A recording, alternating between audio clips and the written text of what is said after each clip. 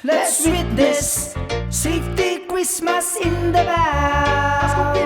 Let's witness safety Christmas in the Davao. Let's witness safety Christmas in the Davao. Let's witness safety Christmas in the Davao. Anong saya ng Christmas sa Pinas, maipagmamalaki natin sa labas. Kapag araw ng Pasko kay daming ubas, pati makatas na peras na pangpabuenas. Pasko sa Pinas talagang walang kaparehas. And I represent land na promise Davao City. Ramdam na ng lahat pinapairal, sinunitin pinapairal ni Duterte.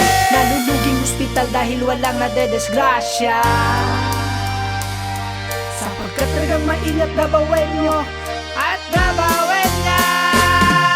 Kapag araw ng Pasko, sarap umikot sa Davao. Lahat ng iyong madaraanan ay punong-puno ng ilaw na nakakaaliw, sa mga matay nakakasilaw. At kapag sa malayuan, ito'y tila bulalakaw. At ang mga mos punong-puno ng mga tao. 16 pa lang naghahanda na sa Pasko. Ito'y unang araw ng Misa de Gallo. Lahat nagsisimba pagsapit ng alas 4. Malamig na malamig ang simoy ng hangin. Mga witing pamasko ay maririnig nyo rin. Kaya trapang hinihintay tayo na't libutin ang lungsod ng Davao na peaceful pa rin. Let's witness safety Christmas in the Davao.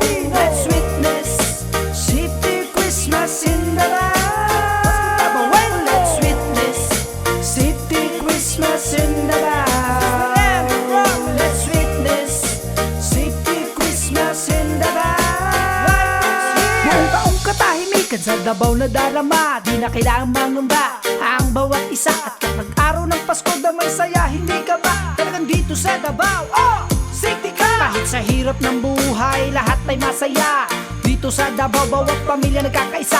And a Christmas season, binibigyan ng panahon. Ang araw at buwan ito sa malaking selebrasyon. Ang daming handa, sinasalihan ng lechon, pati mga inumin ay kahon-kahon. Sa araw na ito talagang lahat ay masaya. At mapapansin mo sa ngiti ng bawat isa.